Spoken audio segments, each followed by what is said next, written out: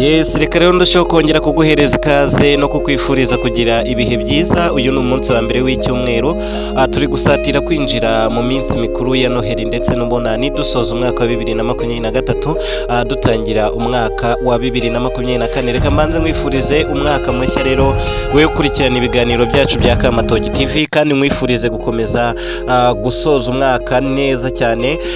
Nyuma y'ibi ngibi rero uyu mwaka tuwusoje neza, tuwusozanye ibyishimo by'akataraboneka, ubwo unuriya mwaka warangiye wundi wa 2022 twari twawusoje neza, aho umuhanzi Meddy yari yatweretse ikirori cy'ibyishimo bikomeye cyane n'umufasha we Imana yamuhaye ari we Mimi.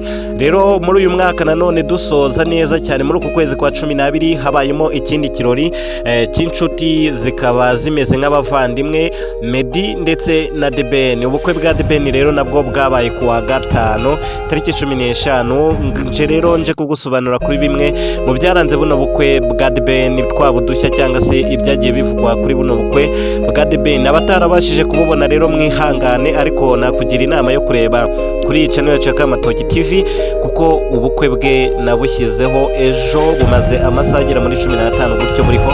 Ushobora kujyaho rero ugakurikirana umuhango w'ubukwe bwa The Ben nuko byagiye bigenda. Nje kukubwira rero bimwe mu byaranze buno bukwe bwa The Ben.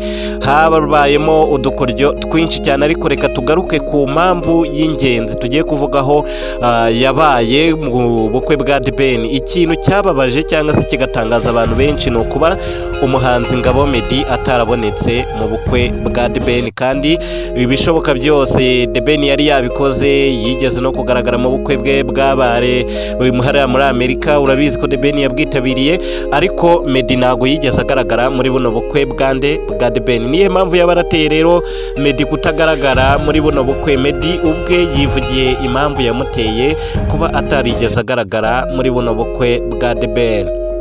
Ni impamvu rero ikomeye cyane turaza kugarukaho, n'uburyo uyu nguyu Uwikeza Pamela yagaragaye muri iriya ndirimbo ye bise ni Forever. Rero ngo nta abantu bari bazi yuko azi kwagitinga, rero ngo ni ibintu byagoranye cyane kuba The Ben yamushyiramo ibi bintu byo kujya mu ndirimbo. Byose nje kubigusobanurira. Umuhanzi Meddy rero yatangaje yuko kuba ataraje mu bukwe bwa The Ben atari urwango, ndetse ngo nta n'ikibazo bafitanye hagati yabo bombi, ngo ko basanzwe bafitanye umubano ukomeye cyane. Mu magambo bwe yivugiye, Meddy yavuze yuko ngo icyamuteye kutaza muri buno bukwe bwa The Ben ngo nuko ngo bari bafitanye gahunda yo guhura nk'abavandimwe, bagasurana ndetse bagahuza n'abagore babo ku munsi wo kuwa gatanu uzakurikira uwo wabanjirije ubukwe bwabayeho. Ubwo ni kuwa gatanu w'iki cyumweru turimo. Meddy rero ngo yavuze yuko ngo bitari kuba byiza cyane yuko ngo atega indege iza hano mu Rwanda ku munsi w'ubukwe, ngo akongera agatega indi ndege nanone ku munsi wo kuwa gatanu ngo agarutse guhura na The Ben. Ngo yabavuganye yuko ngo byaba byiza aje ku munsi wo kuwa gatanu, ari wo munsi ngo unashimishije cyane.